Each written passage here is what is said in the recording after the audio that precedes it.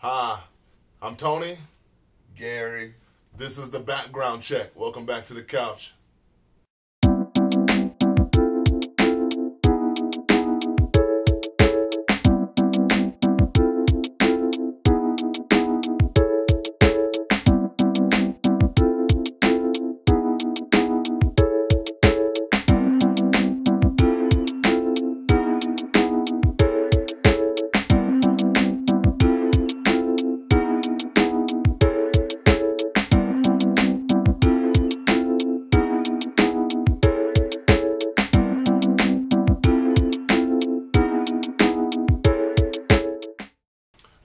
So, welcome back, guys. This is the background check. The album of discussion today that we are going to check in the background is Bizarre Ride to the Pharcyde, man. For me, Gary, this album is so monumental. I love this record. I love these dudes' style. I love what they brought to the table back then. I'm going to say 92, 93, maybe 94. It was 1992. Fun fact, before we get in this, this album came out like 8 days after Nothing But a G-Thing single came out. Wow. Like, it was a fun time for hip-hop. It was 1992. It's so funny. It's so funny. I think we mentioned this before, that we always find ourselves doing background checks on this era of hip-hop in particular. I guess because this is now becoming the old school era, maybe, you know what I mean? But, this album, Bizarre Ride to the Pharcyde, I think was monumental for hip-hop in general. I think that at that time when that album came out, you mentioning Nothing But a G Thing, I think that the West Coast was inundated with gangster rap. And when you thought California hip-hop, you automatically thought gangster rap. Synthesizers, George Clinton. Yeah, George Clinton, Parliament Funkadelic samples, guns in the background, you know what I mean? Yeah. Crips, Bloods.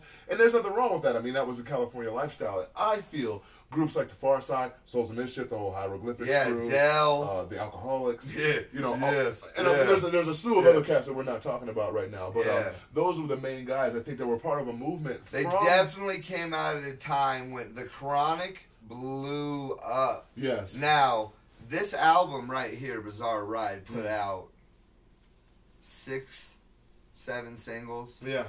Maybe none of them as big as Passing Me By, which was ginormous for them.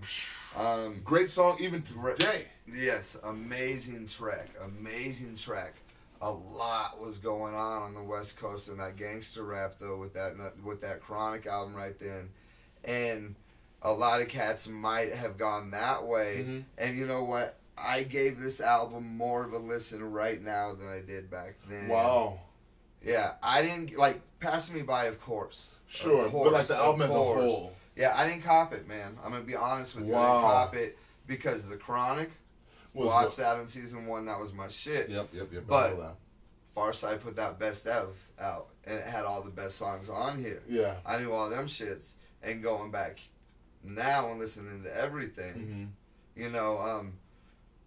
I definitely wish I would have paid more attention then to the whole album. I definitely wish. The album from me, right, and the Pharcyde as a group are kind of, to me, the Nirvana of hip-hop, bro. And what I mean by that was that they sparked off a completely different grunge-esque type of hip-hop scene where they were on the forefront of the backpacker scene. I remember back in the day where you had the hip-hop kids and they were all clean with the gold chains and with the Jordans and with the Jordan suits and all that shit. And the gangster shit, there's nothing wrong with that, being smooth.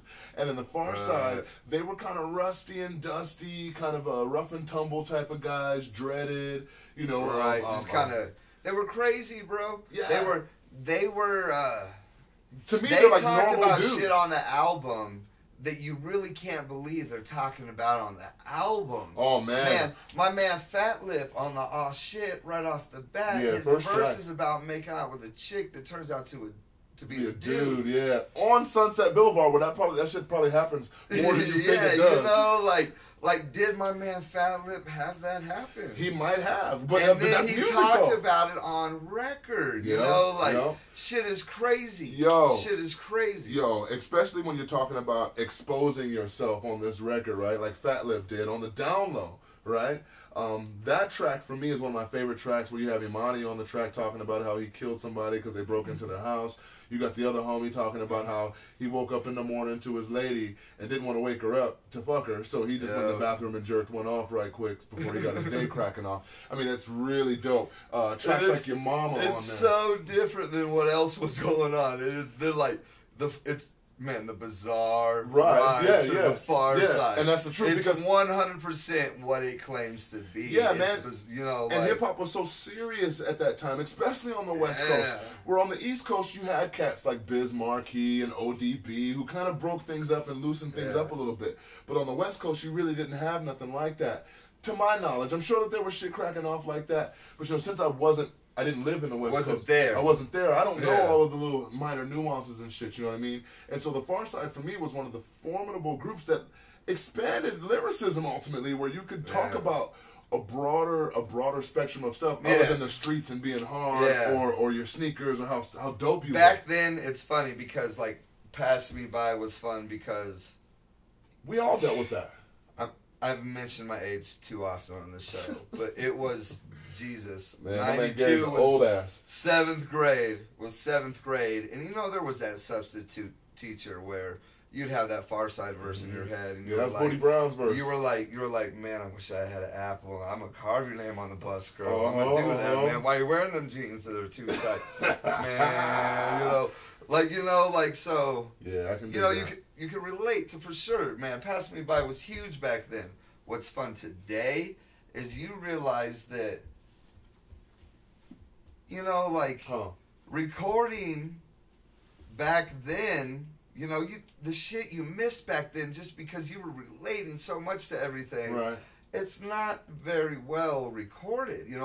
Everything isn't, the lowness and you can kind of hear noises. You got to give that stuff the benefit of the doubt, my man, because it was a different technology that they were using back then as opposed to the technology and shit. I mean, everything's HD now. Back then in fucking 92, wasn't shit HD. That's what I'm saying. HD? That's what I'm saying. So that makes me have that feel of fun.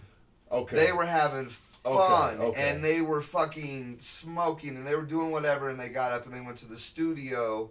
And I don't know why it does that, but it brings back, it reminds me of the album was recorded like a local artist would do. Right. In the bathroom, in the closet. Right. And in some of those ways, in recording that way, you can capture a lot more of that dope energy that you were trying to convey. And I think that in doing it that way, if that's how they did it, that maybe that's why the album resonates so much with these good feelings. You know man, for fucking sakes, I looked at the credits. I studied the credits. Quentin is actually on the goddamn album. Yes, yeah. Quentin isn't played by fucking Mark fucking Geraldo or whoever. Right. Quentin is Quentin. Yeah, Quentin. Like the weed guy came into the studio with the weed, and Quentin's here to say some shit on the mic. Like Quentin came in, damn it. We're gonna do an interlude about Quentin's on his way. I do miss Quentin's on his way. I do miss that too. I do miss that formula on how records were produced. You know what I mean? Where it was so brand new back then. I think that everybody was like, "Yeah, come on, let's go to the studio," and all the homies were in the studio conjuring up this record. You know what I mean? And all that makes me believe that the studio was, they're in the living room and let's go to the bathroom. Let's go to the closet. Let's do this. And I didn't look at recorded at or any of that shit. I just looked at featurings. Right. An album, writer's credits. And Quentin gets one for Pack the Pipe. Why does your mother smoke pipe with crack on the inside? And the fucking album brought Your Mama. God damn it, man. And back then, I was a younger Your dude. Mama was like... Back then, man, your mama's so fat she rolled over $1, make four quarters. You know what I'm saying? Yeah, right. Your mama's so fat she go to the beach, come back home with harpoons in her back. Like your mama was everywhere. White Man Can't Jump had Your Mama jokes. Your Mama jokes was everywhere back then. And Pharcyde did the Your Mama. Yeah, that's got to be the only Your Mama song. You know what I mean? And it was the Your Mama song. How fat is she? Yeah, man, it's super dope, man. Tracks like, so you're talking about tracks like Passing Me By, right? One of the most prolific tracks as far as relationships and getting dissed by a chick or whatever. Other Fish? Is Other Fish, man. And that track resonates today, man. Yeah. Where it's something that goes on every day in men's lives, you know what I mean? Getting dissed by the It's one of those tracks that's in the memory banks that if shit hits fan with a lady, Other Fish all of a sudden's on a playlist somehow. Yep, you know, like Other Fish is there. And Pharcyde comes on with Other Fish and you're like, uh-huh. Yeah, yep, there are other fish in this scene. Yep. I'm telling you, man, like, this album for me, man, is just amazing and how well that it was crafted with the minimalistic approach that they did. Maybe, you know what I mean. I actually am inclined to think that it says recorded 91 to 92, so it's kind of like they just recorded it whenever they could. You know, like they were dudes, man. Right. You know, like they were dudes that wanted to do something, and they recorded it how they could, when they could. You know, and that's.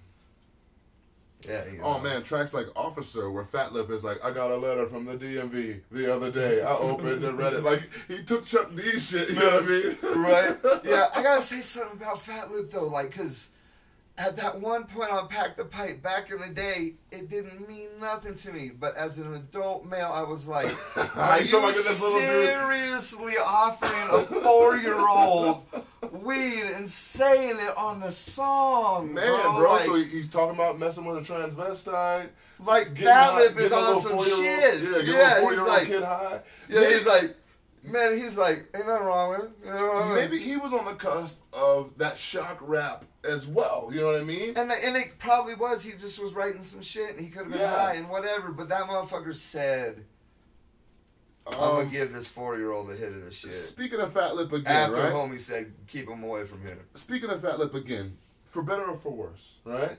Where he prank calls this female on the track, right? And he's talking about fucking eating her brains and double fisting her pussy and all. And that's the thing about the album that you realized a little more now, because back then I thought for sure it was 100% a feel good. It was a feel good. Yeah, record. but there's these little weirdnesses in it. But they don't make you laugh. Seriously, they don't make you giggle. Yeah, they do, but I now I catch it way more than I did then. He went up her pussy with his fist. That ain't funny.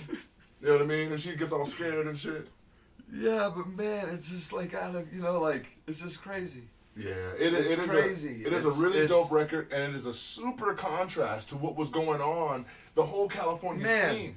And can I say something? Oh. Man, something I missed back in the day that I caught this time, and it kind of like, oh shit. What up? Soulflower Remix. Okay. You know, Soulflower Remix uses the Funk Freaker. Freak the Funk. You know, it's made Springs famous by Don Journey currently. Right. You know, like I instantly got into, oh shit, Freak the Funk. And I missed it the first time around. Right. And I don't know, man, you know, I was on that gangster shit back then. Even though I lived in Colorado Springs and there wasn't no gangster. Hey, man, you know, Colorado Springs got gangsters here, man. I live on the north side, man. I was just listening. Wow. Man, that music. Ain't too many gangsters on the north side. Though. Yeah, the Chronic. Go back to the Chronic. That album grabbed me, and for a good year and something, it had me. Right. But of course, this album had some singles that caught me. It caught me. Yeah, I really love this album. I love how it was constructed. I love the movement that it was a part of. And I got to tell you, Gary, when I was growing up and I was coming up and this album came out, that gangster shit was popping off from the West Coast, you know? But I sided with that Pharcyde, Souls of Mischief, High Road, Alcoholics type of avenue. Oh, I had the Alcoholics, but it was a little later. It was when, you know, probably like 97 when they released that album, The Liquidation. Yeah, that album. That was a dope album too. Yeah, it was probably then when, you know, I knew, you know, that first shit, that Last Call shit. I knew some songs and shit like that. But yeah, you know, I was seriously on, you know, it went in a row, like Chronic, Doggy Style, Dog Food. Like, I was listening to that shit until then Biggie dropped. Mm-hmm. And then I went back a little bit on the East Coast, but then East Coast went for a long time.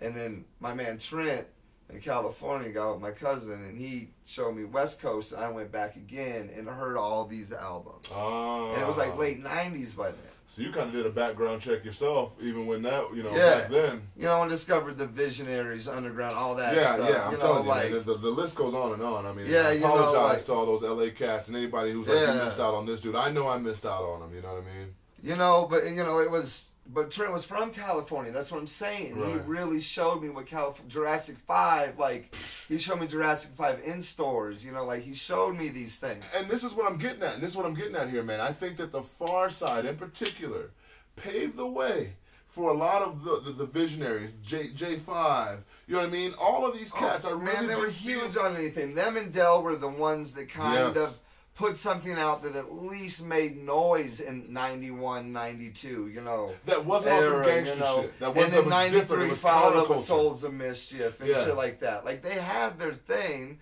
It's just that then I was either listening to that West Coast and then I went over Nas, Biggie, Jay-Z, sure. you know, And like all, that. it all married. It all Wu-Tang, you know, it all like marries that. together, you know what I mean? As one big, that's the beautiful thing about So hip-hop. unfortunately, I missed also a Tribe for the most part because I was listening to the West Coast gangster then, you know, like another episode maybe, but I really don't appreciate Gary sleeping on Tribe at all, man. I know, and that is that's totally shame on me fucking because I wild. went back. I did go back and listen later, and I said another episode maybe, you know, I thought that my man Gary was 100% qualified. Man, I was young, and I went through things that I listened to. There was so much music, and I had so much money, and my mom was like, you can't have rap at all, so it was sneaking, and it was hard. I got what I could. I'm glad we got him scrambling.